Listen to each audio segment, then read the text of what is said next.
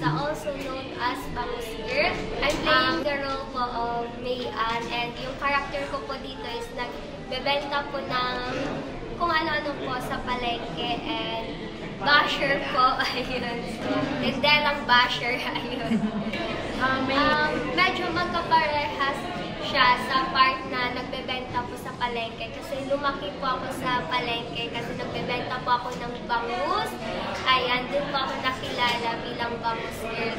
Yung basher po, parang ang layo po sa personality ko yun. So, ayun, medyo mahirap po. Hi mga kapuso! Ako po si May Albasa, also known as Bangus Girl. I'm playing the role of May Ann as a tindera na basher sa palengke. So, para sa Maka, ako po ang Maka